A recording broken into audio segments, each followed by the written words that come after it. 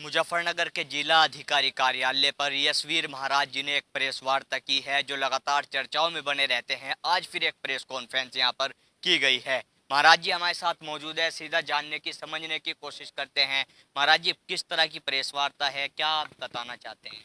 देखिए, हमें जानकारी मिली दिल्ली और हरियाणा के अंदर कई लाख मुसलमान जो अपना नाम गोपनीय रूप में हिंदू रखते हैं, लेकिन वो मुस्लिम होते हैं। उनके निकाह भी मुस्लिम हिसाब से होते हैं और मरने के बाद कब्रिस्तान में दफन भी उनको मुस्लिम रीति से ही किया जाता है। लेकिन वे सरकारी नौकरी प्राप्त करने के लिए, दूसरी सरकारी योजनाएं प्राप्त करने के लिए अपनी संतानों के नाम हिंदू नाम रखते हैं और हिंदू नाम से ही वो सारी ये प्राप्त कर रहे हैं।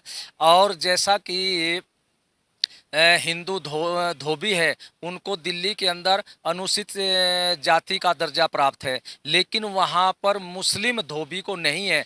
लेकिन ये लोग फर्जी दस्तावेज बनवा करके मुस्लिम धोबी से हिंदू धोबी बन करके सरकारी नौकरियां प्राप्त भी कर रहे हैं, जैसे कि दिल्ली पुलिस में है या परिवहन निगम में है, सरकारी अस्पतालों में या डाकघर में दूसरी सरकारी नौकरियां प्राप्त कर रहे हैं। ऐसे ही हरियाणा के अंदर भी सरकारी नौकरियां कर रहे हैं। रोडवेज में दिल्ली हरियाणा पुलिस में है या दूसरे सरकारी अस्पताल है या बीएसएफ है, असम राइफल्स है, तो सारी नौकरियों में ये लोग हैं। यहाँ तक कि क्राइम ब्रांच में भी ये लोग हैं।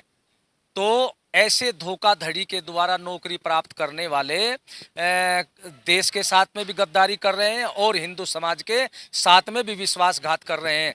यदि कल इन्हीं में से किसी ने कोई आतंकवादी घटना आतंकवादियों से मिलकर के कर दी, तो भारत सरकार के शिकंजे से बच तो नहीं पाएंगे, पकड़ में तो आएंगे। लेकिन जब ये पकड़े जाएंगे, पकड़े जाने पर इनसे परिचय लिया जाएगा तो ये अपना परिचय हिंदू नाम से देंगे। और जब हिंदू नाम से देंगे तो ये भारत के निवासी क्या कहेंगे, अरे मुस्लिम आतंकवादियों से मिलकर के लालच में क्या हिंदू भी आतंकवादी बन गए और देश के साथ में इतनी बड़ी घटना कर दी। इससे क्या होगा, हिंदू समाज बदनाम होगा।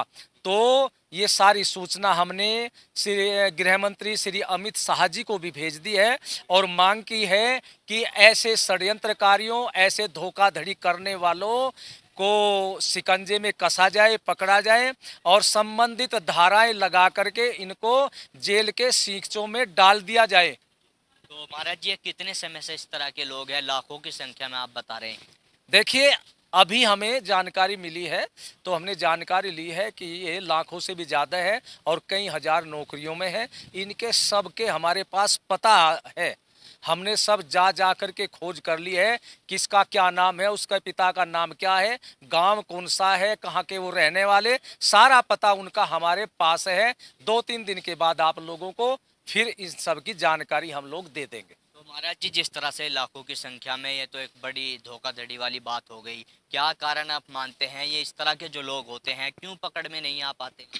देखिए भाई, ये तो एक स्वार्थ होता है। स्वार्थ के वशीभूत मनुष्य पता नहीं वो क्या कर देता है। स्वार्थ के वशीभूत होकर को देश के साथ में गद्दारी भी कर देता है, अपनी बिरादरी के, अपने मजहब के, धर्म के साथ भी गद्दारी कर देता है, क्योंकि उनके सामने तो अपना स्वार्थ होता है। इनका केवल स्वार्थ है धन प्राप्ति, और उसी के कारण इन्होंने अपने इस्लाम मजहब के साथ में भी धोखा किया है और उधर सनातन धर्म के साथ में भी धोखा किया है। और धोखाधड़ी से ऐसे लाभ के पद पर पहुंच करके इन्होंने भारत राष्ट्र को भी धोखे में दिया है। तो ऐसे षड्यंत्रकारियों को, ऐसे धोखेबाजों को जेल के अलावा बाहर कोई स्थान नहीं, इनका स्थान जेल ही है। तो किस तरह की कार्रवाई इन पर होनी चाहिए, किस तरह का दंड इन्हें मिलना चाहिए ताकि और लोगों को सीख मिल सके? देखिए, ये तो भारत सरकार ही करेगी। संबंधित धाराएं जो जो बैठती हैं इन पर तो रासुका भी लगनी चाहिए और 420 का केस भी लगता है और सारी धाराएं हैं, तो वे सारी धाराएं इनके ऊपर लगे, जिससे कि आगे कोई ऐसा हिम्मत न कर सके इतना गलत काम करने के लिए। तो देखिए, यशवीर सिंह महाराज जी हमारे साथ मौजूद थे जो बता रहे थे प्रेस वार्ता किस लिए की है, कठोर कार्रवाई की मांग कर रहे हैं। गृह मंत्री अमित शाह को भी पत्र लिखा है। देखने वाली बात होगी महाराज जी के इस पत्र पर किस तरह से भारत सरकार संज्ञान लेती है और कब तक इसके परिणाम सामने आते हैं। मैं अपने सहयोगी सुधीर चौधरी के साथ Tanveer Malik, India plus news, Muzaffarnagar. India plus news, सिर्फ वही जो सही।